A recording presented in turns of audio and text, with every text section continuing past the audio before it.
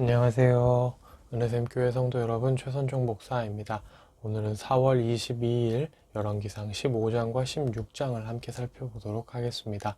그러면 바로 1단계 본문 내용 파악하기를 시작하도록 하겠습니다. 1단계 본문 내용 파악하기를 모두 마쳤습니다. 이제 2단계 질문 만들기인데요. 15장 5절입니다. 이제 제가 사실 이제 저번에 한번 다윗에 대해서 이제 설교를 금요일에 나눌 때, 이제 그 바세바 사건에 대해서 이제 그게 성경에서 말하는 다윗이 유일하게 하나님 앞에 지은 큰 죄악이었다라고 이제 말씀을 드렸었죠. 이제 사실 그렇게 말씀을 드렸던 이유가 오늘 본문 15장 5절에 이는 다윗이 햇사람 우리아의 일 외에는 평생에 여호와 보시기에 정직하게 행하고 자기에게 명령하신 모든 일을 어기지 아니하였음이라 라는 이 구절 때문에 그렇게 말씀을 드렸던 건데, 그랬는데 실제로 사무엘하 24장 인구조사를 보면 다윗이 자신의 잘못에 대해 자신의 잘못에 대해서 뉘우치는 부분이 나오고, 그 부분을 우리가 함께 이제 파악을 해 봤을 때, 그게 이제 다윗은 죄를 짓고 싶지 않았는데 어쩔 수 없이 강압에 의해, 불가항력적인 어떤 힘에 의해, 외력에 의해 죄를 지은 게 아니었다라는 것으로 우리가 결론을 지었었죠. 다윗이 충분히 그 죄의 유혹 앞에서 마음을 지킬 수 있는 어떤 자유의지가 있었지만, 그럼에도 불구하고 이제 그 죄에 넘어가서 죄를 지었다라고, 그래서 이제 다윗이 하나님 앞에 회개했다라고 얘기를 했었는데, 근데 이제 오늘 이 본문을 또 보니까 그러면 이 부분에 있어서 사무엘하 24장에 나온 그 인구조사에 대한 죄는 우리가 어떻게 생각을 해야 되는가, 이제 이러한 질문이 다시금 머리를 드는 거죠. 이제 오늘 이 부분에 있어서 완전히 정리를 할 수 있을 것 같은데요. 우리는 성경이 전혀 상충되지 않고 서로 보완적이며 서로 하나의 큰 그림을 만들 수 있다라고 믿죠. 왜냐하면 성경은 하나님의 영감으로 된 하나님이 쓰신 책이기 때문입니다. 사람 기자를 통해서 그 사람들의 특성과 기질을 이용하셨지만 결국 성경의 저자라고 할 수 있는 분은 하나님이시죠.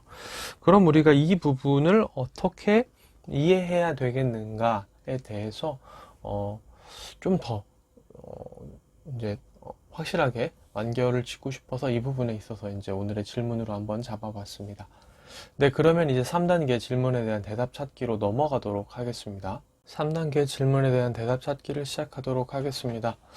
주석들을 거의 한 10권을 찾아봤는데 다 이 부분에 있어서 이제 24장의 인구조사의 죄와 연관지어 얘기하는 주석은 한 권도 없었거든요. 모두가 다 사무엘하 24장의 그 죄에 대해서는 말하지 않고 딱 본문에서 말한 이 바세바 외에는 다윗이 계속해서 마음을 하나님 앞에 잘 지키고 죄를 짓지 않았다 이렇게만 얘기를 하거든요. 근데 이제 우리가 분명히 아는 것은 사무엘하 24장에 다윗의 죄가 있다는 거죠.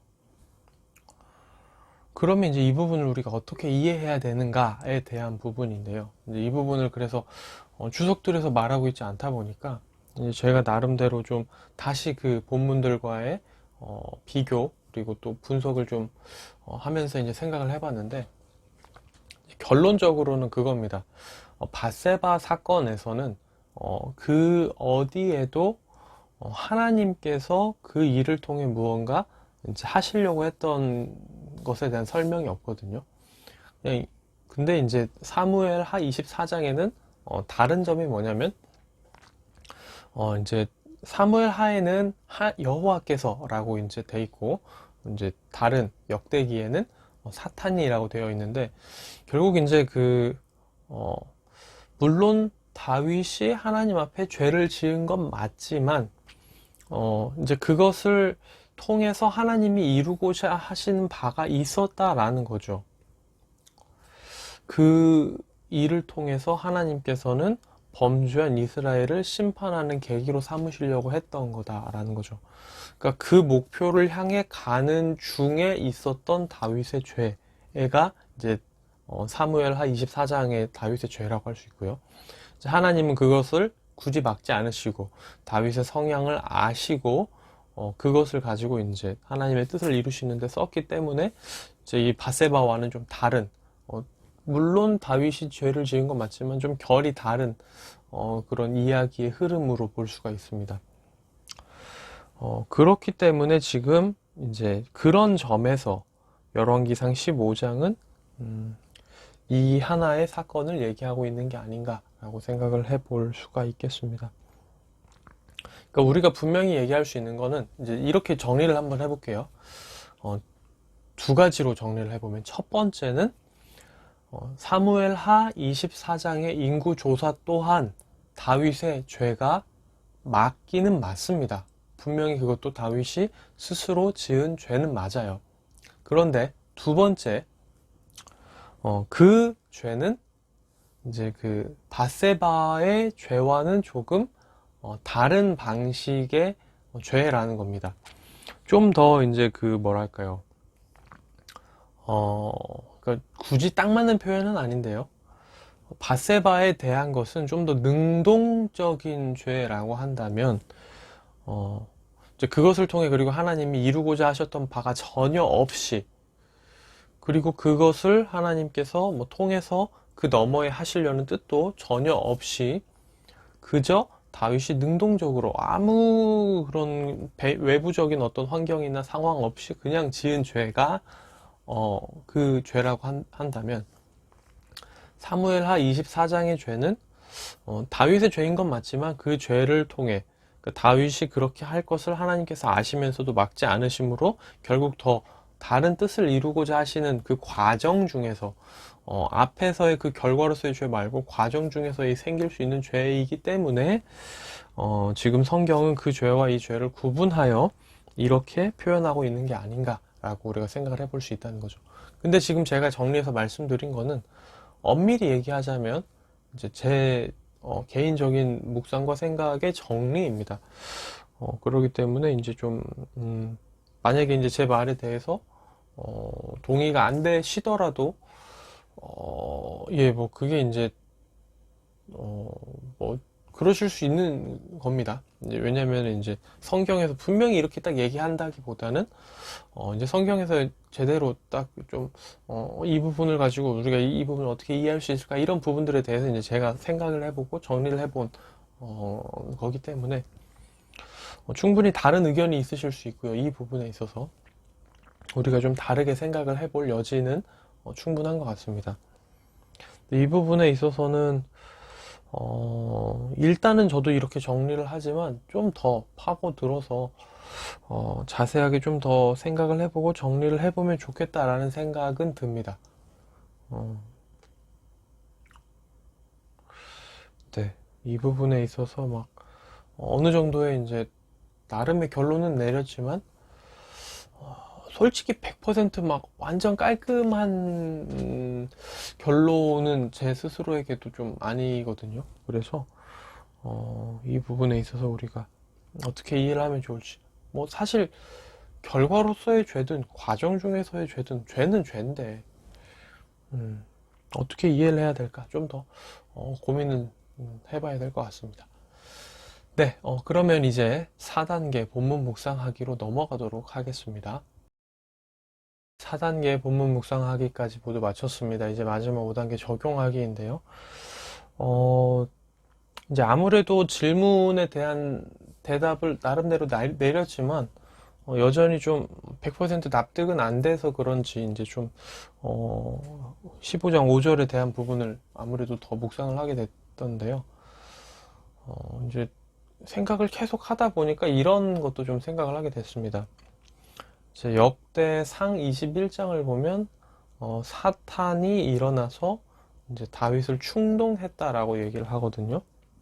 근데 이제 아까 말씀드렸듯이 다윗이 햇사람 우리아의 일에 있어서 범죄를 저지를 때는 그런 게 없습니다. 뭐 사탄이 다윗을 충동해서 그렇게 벌어졌다라는 말은 없기 때문에 이제 그런 부분에서의 좀 차이를 둔 게 아닌가라는 생각도 드는데, 사실상 우리가 죄의 종이었던 몸으로서 하나님께 예수 그리스도 십자가로 인해 구원받기 전에 죄의 종으로 살던 몸으로서, 사실 우리가 죄된 본성을 가지고 죄를 지는 것은 사실 사탄과 별개로 이루어지는 일은 아니거든요. 그렇기 때문에 이제 이것도 조금 100%딱 그런 건 아닌데, 어쨌건 간에 이제 24장의 죄는 조금 우리가 특별하게 조금 따로 생각을 해볼 필요가 있지 않나. 이런 보통 이제 죄를 지을 때 성경의 어떤 구절에서 누군가 죄를 지을 때 사탄이 그를 충동했다라는 표현은 흔한 건 아니니까요. 우리가 그걸 좀 더 고려해 볼 필요가 있지 않을까라는 생각들을 좀 해보게 되는데, 사실 이 묵상에 대한 것은 질문에 대한 대답 찾기와 이어진 거기 때문에 딱히 결론이자 뭔가 그 적용점이라고 할 만한 것은 없었고요. 이런 것들도 추가적으로 더 생각이 났던 부분이다 라는 것들을 좀 나누게 됩니다. 이게 제가 뭐 설교 때도 한번 나누긴 했지만 참 여전히 제가 많이 부족한 걸 느낍니다. 오늘 큐티를 하면서도 느끼는 거지만 그래도 목사인데 네. 성경 해석이 뭐 저한테도 여전히 너무 어렵고 그래서 많은 또 연구가 필요하고 준비가 필요한 일이라는 것들을 또 새삼 느끼게 되는데요.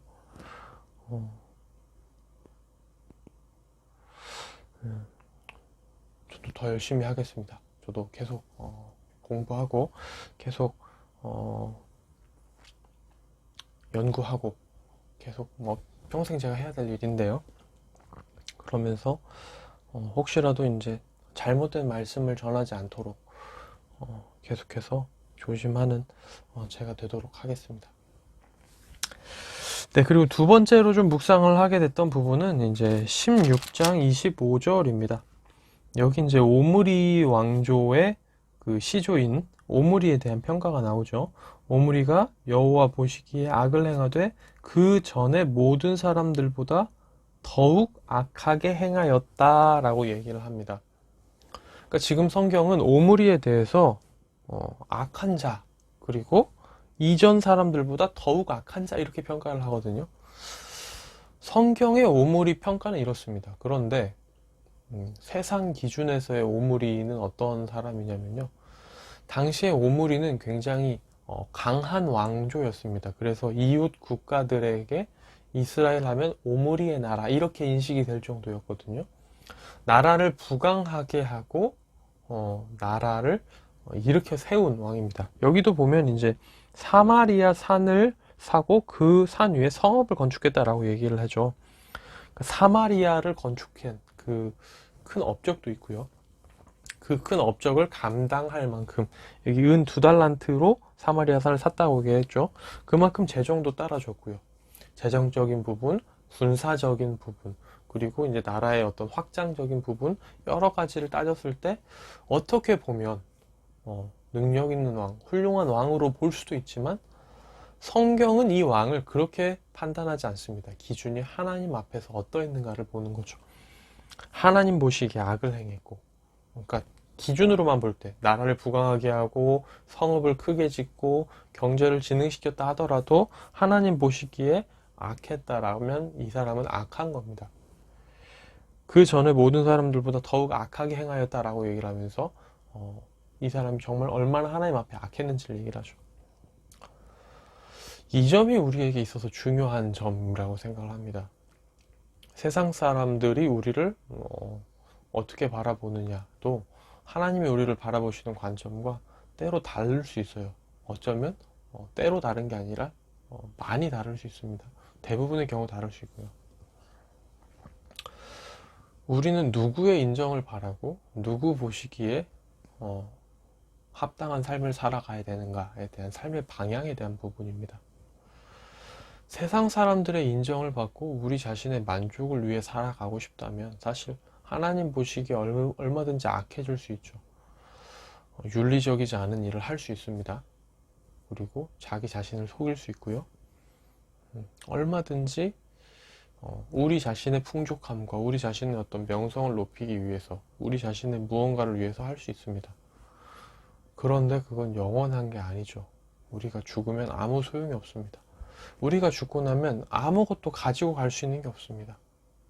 반면에 우리가 하나님 보시기에 선하고 하나님 보시기에 인정을 받는 삶을 산다면 그것은 영원한 것이죠. 영원한 하나님과 우린 천국에서 영원히 함께하며 우리가 하나님 앞에 그 영원함을 위해 살았던 것은 영원히 기억될 것입니다.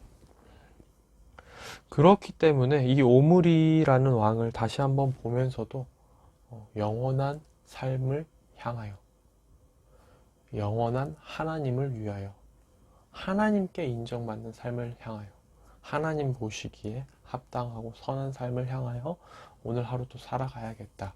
내 삶의 하루하루, 내 삶의 1시간, 30분, 1초가 다 하나님을 위해서 살아가야겠다라는 생각들을 하게 됩니다. 네, 분명한 거는 사람에게 인정받기보다 하나님의 인정받는 게 우리에게 100배, 1000배, 10,000배는 더 나은 일이라는 거죠. 그것을 한순간도 잊지 말아야겠다라는 다짐을 다시 한번 새깁니다. 오늘의 큐티는 여기서 마무리가 되고요. 내일 다시 뵙도록 하겠습니다. 안녕히 계세요.